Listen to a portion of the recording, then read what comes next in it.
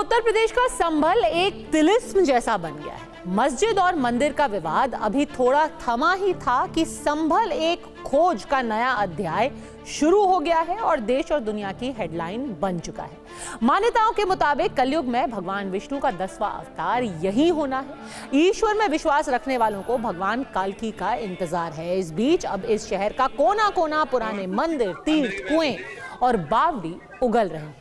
मुस्लिम बाहुल इलाके खग्गूसराय और सराय तरीन में 2 प्राचीन मंदिर मिल गए हैं, तो अब चंदौसी के लक्ष्मणगंज इलाके में प्राचीन बावड़ी मिली है।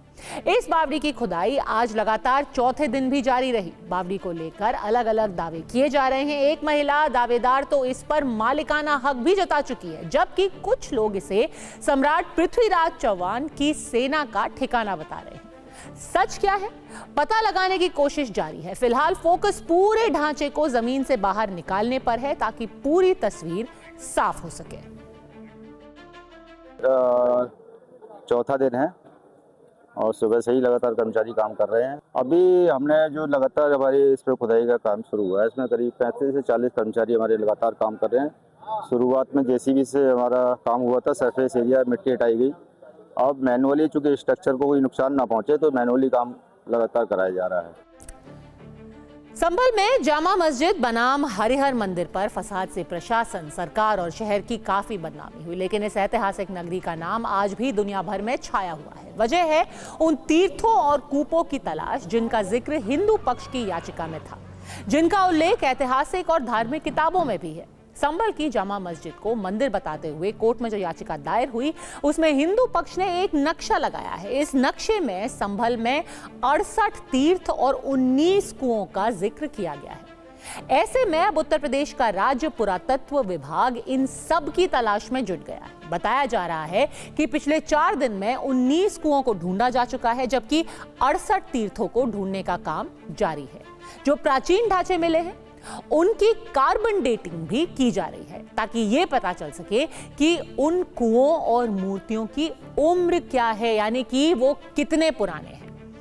हिंदू पक्ष की अर्जी ही नहीं, दावे के मुताबिक कई पुरानी किताबों में भी संभल में तीर्थों और कुओं का जिक्र किया गया है। इन्हीं किताबों में से एक है संभल तीर्थ परिक्रमा। इसमें क्या लिखा है? इसमें लिखा है कि हरि मंदिर के चारों तरफ 2-2 कोस में तीर्थ है। ऐसे में कुओं और तीर्थों की तह तक जाने के लिए सबसे पहले हमें इतिहास के पन्नों को पलटना होगा।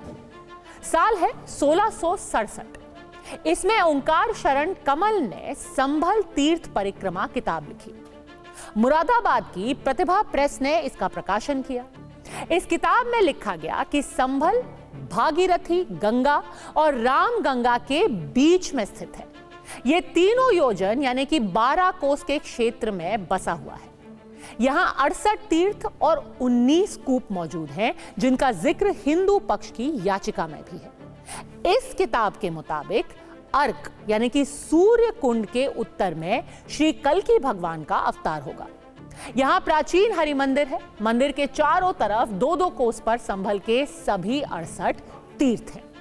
साल 1876 में लिखा गया कि हरि मंदिर का पूरा विवरण संभल का इतिहास नाम से कलकत्ता में मौजूद है, जहां पुरातत्व विभाग के पहले अधिकारी मेजर जनरल ए कनिंघम का ऑफिस था। इतिहास की किताबों के मुताबिक संभल त्रिकोण में बसा हुआ है।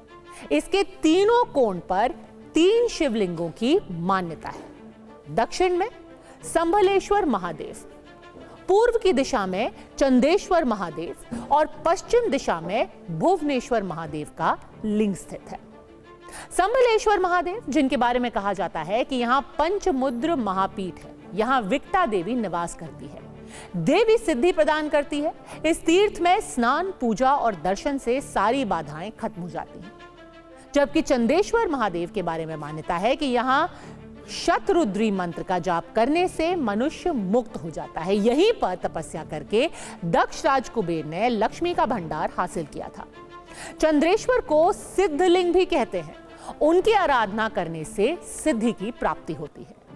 तीसरे भुवनेश्वर महादेव के बारे में कहा जाता है कि इनकी भक्ति करने से शत्रुओं का नाश होता है और धन की वृद्धि भी होती है। इतिहास और मान्यताओं पर यकीन करें तो संभल के प्राचीन तीर्थों और कूपों की अलग अलग विशेषताएं बताई गई हैं, जैसे कि इनमें से अर्क तीर्थ यानी कि सूर्य कुंड है जो अनूप शहर रोड पर बरेली सराय में है। यहाँ नियम पूर्वक स्नान से कुछ रोगियों को, कुष्ठ रोगियों के ठीक होने की मान्यता है। ये ध्यान देने वाली बात है कि ये सिर्फ मान्यता भर है, इसका कोई वैज्ञानिक प्रमाण है नहीं, क्योंकि किसी भी बीमारी का इलाज डॉक्टर ही कर सकते हैं, ना कि किसी धार्मिक कुंड में नहाने से कोई बीमारी ठीक करने का दावा कर सकता है। दूसरा है कृष्ण तीर्थ, इसमें स्नान करने से चेचक जैसे रोग ठीक होते हैं, ऐसी मान्यता है। फिर वही बात, ये मान्यता भर है, कोई वैज्ञानिक प्रमाण नहीं है। तीसरा है कुरुक्षेत्र तीर्थ, महाभारत में वन पर्व की तीर्थ यात्रा के अंतर्गत इसका वर्णन है। इस तीर्थ में स्नान, जप, तप, यज्ञ करने से मनुष्य में उच्च कोटि के गुण आने की मान्यता है। बात करते हैं चौथे की, श्वेत द्वीप तीर्थ। यहां स्नान से मन की कामनाएं पूरी होने की मान्यता है। यहां ज्ञान केशव भगवान वास करते हैं। मनुष्य इस तीर्थ में स्नान करने से अज्ञानी नहीं रहता। हालांकि ध्यान रखने वाली बात है कि आज के युग में ज्ञान के लिए शिक्षा ज्यादा जरूरी है। संभल में ऐसे 85 तीर्थों और कूपों की मान्यता है जिनकी तलाश में यूपी का पुरातत्व विभाग आज भी शिद्दत से जुटा हुआ है। बताया जा रहा है कि संभल में प्रशासनिक अमले ने पिछले 4 दिनों में ही सभी 19 कूपों को ढूंढ निकाला है। आज भी तलाशी के दौरान एक और कुआं मिला जो 100-200 साल पुराना बताया जा रहा है, लेकिन इस पर 2 पक्षों ने अपना अपना दावा अभी से ही ठोक दिया है। एक वक्त तो ऐसा भी आया जब सरकारी टीम के सामने ही दोनों पक्षों में झड़प की नौबत आ गई, लेकिन 24 नवंबर की हिंसा से सचेत प्रशासन ने विवाद को वक्त रहते ही शांत करा दिया।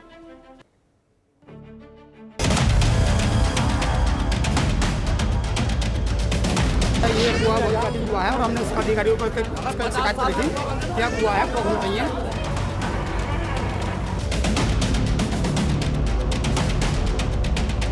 ये एक बावरी कुआं हुआ करता था, यहाँ से सीढ़ियाँ जाया करती थी अंदर, और एक अंदर कुआं है, साइडों में से कमरे बने हुए हैं।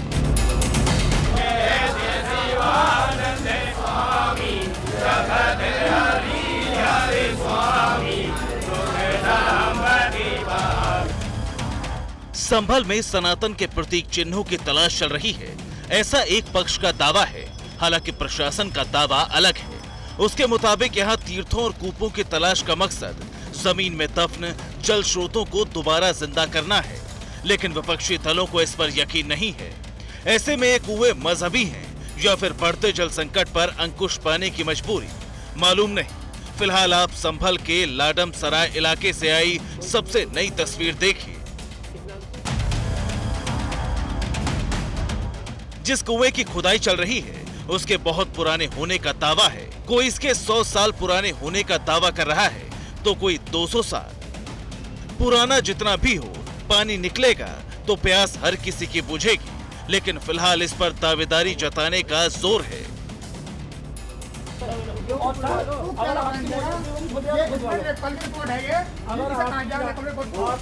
इस बहस की वजह से काम थोड़ी देर के लिए रुका, लेकिन सरकारी अमले ने बहस को खत्म कर कुएं की खुदाई का काम आगे बढ़ाया। जमीन में गड़ा कुआं करीब करीब निकल चुका है। ऐसे में इस पर मालिकाना हक की लड़ाई शुरू होने का अंदेशा है, क्योंकि हिंदुओं का कहना है कि सालों पहले शुभ अवसर पर वो इस कुएं की पूजा करते थे, तो मुसलमानों का दावा है कि कुएं पर मिल्कियत का दस्तावेज उनके पास है। ये कुआं बहुत प्राचीन कुआं है और हमने उसका अधिकारियों को शिकायत करी थी, क्या कुआं है, प्रॉब्लम नहीं है। और हमारे योगी जी विधानसभा कह रहे हैं संबंध में जितने भी कुएं हैं पार्टी देंगे, हम लोग सबका कुएं खुलने चाहिए। ये कुआं था, पुराना कुआं है यहाँ पे। अच्छा हाँ, और ये जो इनमें घर बनना है, ये जगह भी इसमें की है, तो क्यों रुकवाया? कुएं की जगह में की। और गयासुद्दीन इसके वो हैं, मतलब बेनामा हमारे पास है, नक्शा भी है हमारे पास का बेनामा। इससे पहले भी संभल में कई कूप मिल चुके हैं। इनमें शेमनाथ तीर्थ मंदिर परिसर से कुआं निकला तो हर कोई ताज्जुब में पड़ गया, जब सिर्फ 8 फीट की खुदाई पर पानी का सोता फूट पड़ा। कूपों और तीर्थों के तलाश में संभल से करीब 45 किलोमीटर दूर चंदौसी के लक्ष्मणगंज इलाके में इस प्राचीन बावड़ी की खुदाई भी चल रही है। इस बावड़ी के करीब 150 साल पुराने होने का दावा है।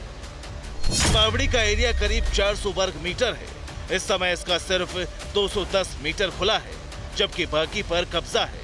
दावे के मुताबिक बावड़ी 3 मंजिला है। ऊपरी मंजिल ईंटों से बनी है, जबकि दूसरी और तीसरी मंजिल संगमरमर की है। बावड़ी का पूरा सच सामने आना बाकी है, लेकिन उससे पहले इस पर दावा जताने वाले सामने आ गए हैं। खुद को बिलारी की रानी सुरेंद्र बाला की पोती बताने वाली शिप्रा नाम की महिला ने इस बावड़ी पर मालिकाना हक जताया है। ये रानी सुरेंद्र बाला की प्रॉपर्टी है। ये यहाँ पे बावड़ी जो बना हुआ था, ये इसके चारों तरफ खेत था। वो खेत के बीच में जैसे बावड़ी एक रेस्ट हाउस बना हुआ था एक तरीके से। तो लोग बाग आते थे, जैसे मेरे बाबा दादा लोग आते थे, तो वो लोग यहाँ पे रेस्ट करते थे, जैसे फार्मिंग के टाइम। मैं सोचती हूँ ये भगवान एक मिरेकल कर रहा है हम सबके साथ। जो चीज बिल्कुल डिस्पोज ऑफ हो चुकी थी, वो फिर से रिबिल्ट होके आ रही है। बताया जा रहा है कि साल 1857 से पहले ये इलाका हिंदू बहुल था, लेकिन आबादी में बदलाव के बाद यहाँ मुसलमान बहुसंख्यक हो गए। लक्ष्मणगंज में कुछ दिन पहले ही खंडरनुमा प्राचीन बांके बिहारी मंदिर मिला था। इसके बाद हिंदूवादी संगठनों ने इस मंदिर के पास ही ऐतिहासिक बावड़ी होने का दावा किया था। इसकी सूचना डीएम को दी गई तो प्रशासन ने फौरन इसकी खुदाई भी शुरू कर दी। संभल में सबसे पहले 19 नवंबर को खग्गूसराय इलाके में करीब 50 साल से बंद ये मंदिर मिला, जिसके कपाट को खुद डीएम और एसपी ने खुलवाया। अब यहाँ श्रद्धालुओं का आना भी शुरू हो गया है। मंदिर में महादेव का शिवलिंग और बजरंग बली की मूर्ति है। ऐसे में सोमवार और मंगलवार को भक्तों की भीड़ उमड़ रही है। इस मंदिर के करीब 500 साल पुराने होने का दावा किया जा रहा है।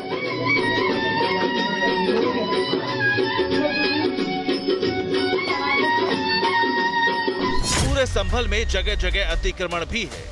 ऐसे में मस्जिद मंदिर विवाद के बाद अब कब्जे को खाली कराने का अभियान भी शुरू है। कुछ लोग तो खुद ही अवैध अतिक्रमण को गिराने में जुट गए हैं। कुल मिलाकर संभल के हालिया सूरत हाल ये है कि बाकी मुद्दे गौण हैं। चप्पे चप्पे पर पौराणिक सबूतों की तलाश मुखर है। Bureau report, TV9 Bharatvarsh.